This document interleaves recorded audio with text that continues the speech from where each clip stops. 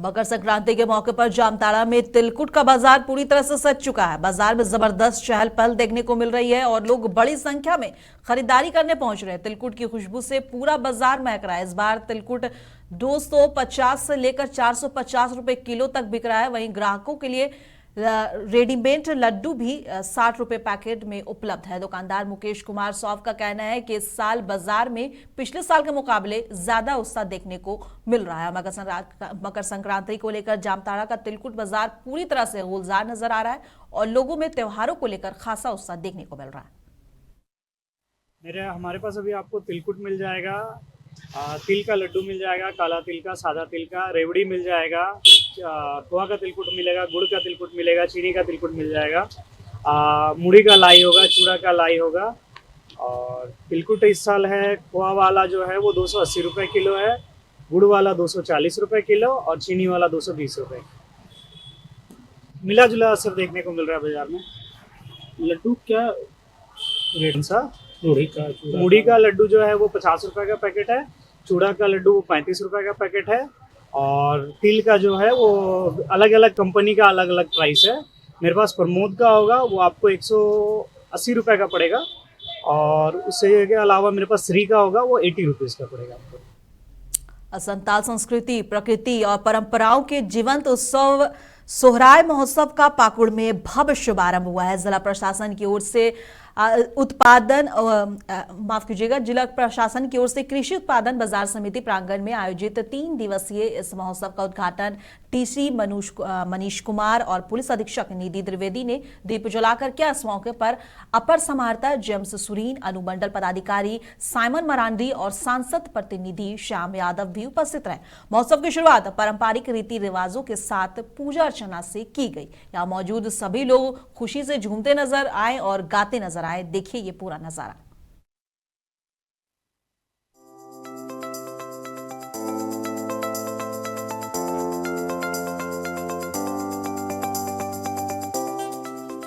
पाकुड़ में संताल संस्कृति, प्रकृति और परंपराओं का भव्य संगम देखने को मिला, जहां 3 दिवसीय सोहराय महोत्सव का शानदार आगाज हुआ। जिला प्रशासन की ओर से आयोजित इस महोत्सव में लोक संस्कृति की रंगीन झलक, मांदर की थाप और परंपराओं की खुशबू ने पूरे माहौल को उत्साहमय बना दिया। कृषि उत्पादन बाजार समिति प्रांगण में आयोजित सोहराय महोत्सव का उद्घाटन डीसी मनीष कुमार ने पुलिस अधीक्षक निधि द्विवेदी के साथ दीप जलाकर किया।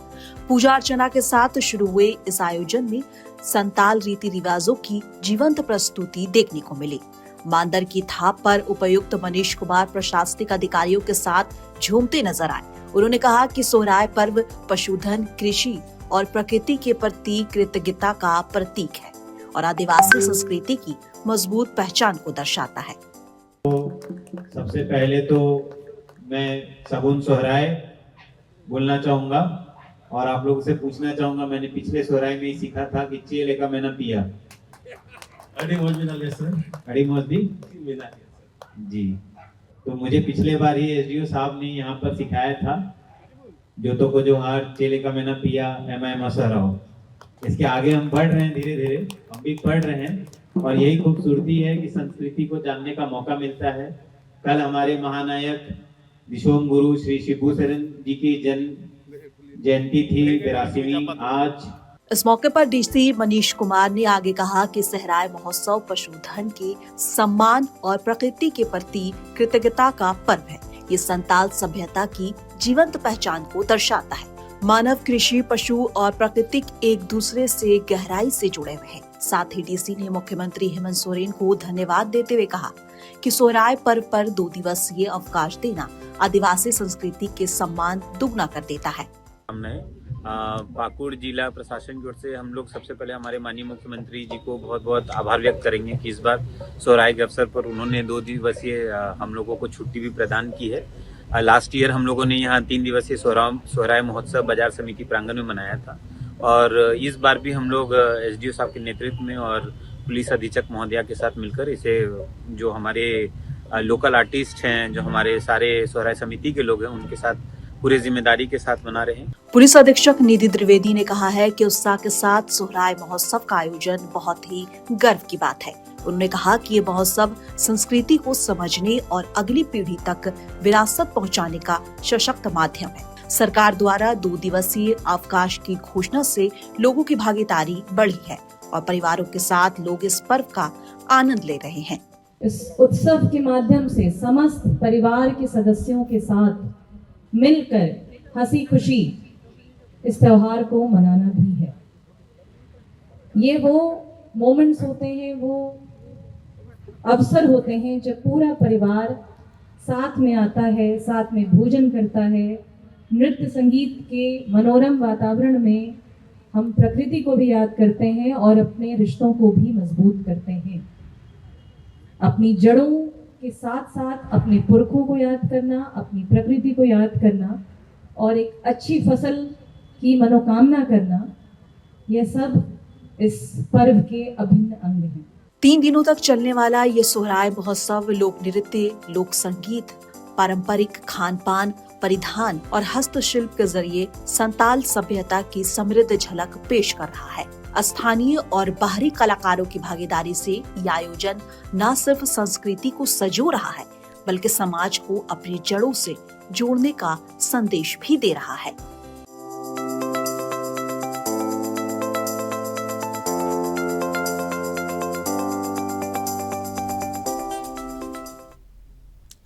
और हैदराबाद का उन्नत और आधुनिक स्वास्थ्य मॉडल अब झारखंड में लागू होने जा रहा है। मुख्यमंत्री हेमंत सोरेन के दूरदर्शी विजन और तेलंगाना के मुख्यमंत्री रेवंत रेड्डी के सहयोग से झारखंड में मेडिको सिटी और सुपर स्पेशलिटी अस्पतालों की स्थापना की दिशा में ऐतिहासिक कदम बढ़ाया गया है। इसी कड़ी में झारखंड के स्वास्थ्य मंत्री डॉक्टर इरफान अंसारी ने हैदराबाद में मुख्यमंत्री रेवंत रेड्डी से मुलाकात की। मुलाकात के बाद स्वास्थ्य मंत्री ने बताया कि झारखंड में तेलंगाना के स्वास्थ्य मॉडल को धरातल पर उतारा जाएगा। स्वास्थ्य मंत्री डॉक्टर इरफान अंसारी ने कहा कि राज्य की स्वास्थ्य व्यवस्था को सशक्त, आधुनिक और आत्मनिर्भर बनाने की दिशा में एक ऐतिहासिक पहल करते हुए झारखंड सरकार अब हैदराबाद की उन्नत स्वास्थ्य मॉडल को झारखंड में लागू करने जा रही है। बता दें, मंत्री इरफान अंसारी ने बताया कि तेलंगाना में झारखंड भवन के लिए भूमि चिन्हित कर ली गई है, जिसका अलॉटमेंट मार्च महीने में होगा। एआईजी सहित कई बड़े अस्पतालों से जल्द ही एमओयू किया जाएगा, जिससे हार्ट, किडनी, कैंसर और बोन मैरो ट्रांसप्लांट जैसे एडवांस मेडिकल फैसिलिटीज झारखंड में भी अब उपलब्ध होंगी। अब मरीजों को इलाज के लिए बाहर नहीं जाना पड़ेगा। झारखंड को स्वास्थ्य के पैरों पर खड़ा करना हमारा संकल्प है, ऐसा मंत्री इरफान अंसारी ने कहा है। खूंटी प्रखंड परिसर में आयोजित जनता दरबार में राज्य की कृषि मंत्री शिल्पी नेहा तिर्की ने ग्रामीणों की समस्याएं गंभीरता से सुनी। किसानों और ग्रामीणों ने कृषि, सिंचाई और योजनाओं से जुड़ी शिकायतें मंत्री के समक्ष रखी। इस दौरान मंत्री ने उपस्थित अधिकारियों को स्पष्ट निर्देश दिए हैं कि सभी शिकायतों का त्वरित और पारदर्शी समाधान किया जाए। साथ ही उन्होंने कहा है कि सरकार की कृषि योजनाओं का लाभ समय पर पात्र लोगों को तक जरूर पहुंचना चाहिए। जानकारी है कि हमारे कांग्रेस पार्टी के जितने भी मंत्रीगण हैं, लगातार रांची के कांग्रेस पार्टी के मुख्यालय में हम लोग जनता दरबार लगाते आए हैं। अब इस जनता दरबार को हम लोग और ग्रामीण क्षेत्रों में भी ले जाने का काम कर रहे हैं और इसी प्रक्रिया के क्रम में आज हम यहाँ पे खूंटी जिला में पहुंचे हैं, जहाँ पे हमारे खूंटी जिला के कांग्रेस पार्टी के तमाम पदाधिकारी उपस्थित हैं इस कार्यक्रम में। और यहाँ पे लगभग 100 से अधिक अभी रजिस्ट्रेशन हुए हैं। अधिकतर जो सवाल हैं वो हमारे ही विभाग से संबंधित है, कृषि, पशुपालन एवं सहकारिता से। और हम लोगों का विश्वास है कि इस तरह के कार्यक्रम से और आईआईटी और आईआईएम धनबाद में 6 से 8 फरवरी 2026 तक देश और दुनिया के वैज्ञानिकों का बड़ा जुटान होने जा रहा है। यहां 2026 कॉन्क्लेव और एग्जीबिशन का आयोजन किया जाएगा। इस कार्यक्रम का focus smart mining, critical minerals और ग्रीन एनर्जी पर होगा। आईआईटी और आईआईएम, विज्ञान भारती, सिम्फर और टेक्समीन के सहयोग से होने वाले इस आयोजन में नई माइनिंग टेक्नोलॉजी, क्लीन एनर्जी और टिकाऊ खनन पर चर्चा होगी। आईआईटी आईआईएम के निर्देशक प्रोफेसर सुकुमार मिश्रा के अनुसार लिथियम और रेयर अर्थ जैसी जरूरी खनिज देश की अर्थव्यवस्था और सुरक्षा के लिए बेहद अहम है। वहीं सिम्फर के निदेशक डॉक्टर AK मिश्रा ने बताया है कि आयोजन विकसित भारत 2047 के लक्ष्य को आगे बढ़ाने में मदद करेगा। 6 तारीख और 7 तारीख है, वो तो हमारा पूरा ये जो इंडस्ट्री इंस्टीट्यूट कॉन्क्लेव जो है उसी का डिस्कशन वगैरह होगा, एज वेल एज एग्जीबिशन रहेगा।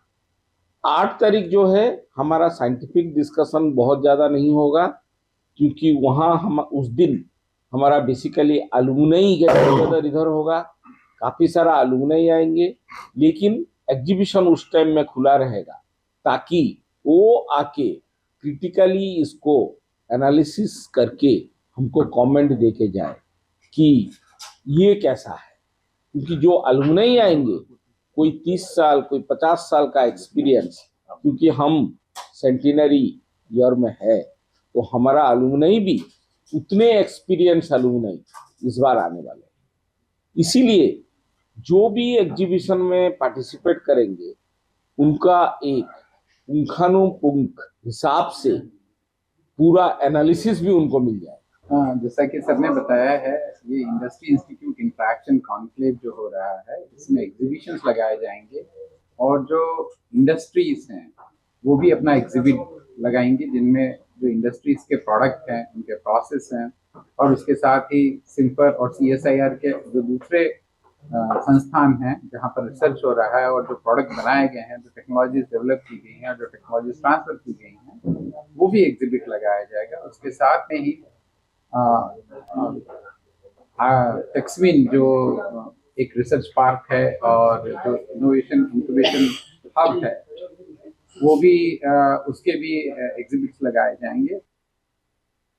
और जमशेदपुर से एक चौंकाने वाली खबर सामने आई है। सोशल मीडिया पर मशहूर लाइन कृष का गाना सुनेगा क्या से पहचान में बनाने वाला किशोर धूम उर्फ पिंटू अचानक लापता हो गया है। धूम जो फुटपाथ पर गाना गाकर लोगों का दिल जीतता था, पिछले कई दिनों से बागबेड़ा इलाके में नजर नहीं आ रहा है। उसके गायब होने से शहर ही नहीं देश भर में चिंता बढ़ गई है। इस मामले में बाल मजदूर मुक्ति सेवा संस्थान के अध्यक्ष सदन ठाकुर ने DC कर्ण सत्यार्थी और SSP पीयूष पांडे को लिखित शिकायत दी है। शिकायत में आशंका जताई गई है कि नशा मुक्ति या समाज सेवा के नाम पर कुछ लोग धूम का गलत इस्तेमाल कर रहे हैं। प्रशासन से पूरे मामले की गंभीर जांच और धूम को जल्द खोजने की मांग की गई है। धूम तो वायरल हो रहा है, अच्छा बात है, उसका अगर फ्यूचर बन जाता है तो अच्छा बात है, लेकिन उसके लिए एक खराब बात यह है कि जहाँ पे उन्हें है उसका कोई रखा हुआ है, किडनैप करके ले गया या ऐसे बिना थाना का इन्फॉर्मेशन के लेके गया हो। तो हम इस मामले को उठाए हैं, उपायुक्त को और बड़ी पुलिस अधीक्षक महोदय को लिखे हैं कि उसको सुरक्षा प्रदान किया जाए और सही जगह में उसको लेके जाया जाए, ताकि उसका जो सामाजिक से दूर हो, समाज से दूर होते जा रहा है, वो समाज के समान अधिकार से जी सके। गुड्डा के लाल मटिया स्थित शिव मंदिर के प्रांगण में 2 दिवसीय वॉलीबॉल प्रतियोगिता का भव्य आयोजन किया गया। इस खेल प्रतियोगिता का आयोजन ललमटिया टाइगर क्लब के तत्वाधान में हुआ और जिसमें बड़ी संख्या में खेल प्रेमी उपस्थित रहे। प्रतियोगिता में कुल 8 टीमों ने भाग लिया। इनमें महागामा CISF ब्लैक पैंथर जो कि वेस्ट बंगाल से थे, गुड्डा और बाराहाट हावड़ा वेस्ट बंगाल, देवघर एवं नया नगर की टीमें शामिल थी। रोमांचक मुकाबले के बाद फाइनल में ब्लैक पैंथर वेस्ट बंगाल ने शानदार प्रदर्शन करते हुए खिताब अपने नाम कर लिया, जबकि ऊर्जानगर महागामा की टीम उपविजेता रही। आयोजकों द्वारा विजेता टीम को 10,001 रुपया और उपविजेता टीम को 5,001 रुपए के पुरस्कार राशि प्रदान किए गए। व्यक्तिगत प्रदर्शन में अंकित केसरी को बेस्ट डिफेंडर और सुमित कुमार को ऊर्जानगर महागामा से जो थे उनको बेस्ट अटैकर का पुरस्कार दिया गया। नमस्कार, जोहार, कैसे हैं? इस वक्त मैं अभी गोड्डा जिले के महागामा राजेंद्र स्टेडियम में खड़ा हूं और आप मेरे पीछे देख रहे हैं ये चमचमाती हुई ट्रॉफी। ये ट्रॉफी मिला हुआ है, ये टाइगर क्लब ललमटिया गोड्डा में जो है उनके द्वारा जो है 2 दिवसीय जो है वॉलीबॉल प्रतियोगिता का आयोजन किया गया था, जिसके लेकर महागामा के खिलाड़ियों ने वहां पर सफलता हासिल की है। और यह खेल 2 दिवसीय था, जिसमें बिहार, झारखंड और बंगाल के कई जगहों से खिलाड़ी वहां पहुंचे हुए थे। और उस वक्त वहां पे ये जो है महागामा की टीम उपविजेता रही है, जिसके लेकर महागामा के सभी खिलाड़ियों में हर्ष है और सभी खिलाड़ी जो है राजेंद्र स्टेडियम के प्रांगण में भी हैं। मैं आपको बता दूं कि नियमित यहाँ पे वॉलीबॉल बड़े ये गेम बहुत ज़्यादा स्कोप है। और आप लोग कहाँ तैयारी करते थे? हम लोग राजेंद्र स्टेडियम ऊर्जा नगर में तैयारी करते थे। तैयारी करते थे। हाँ।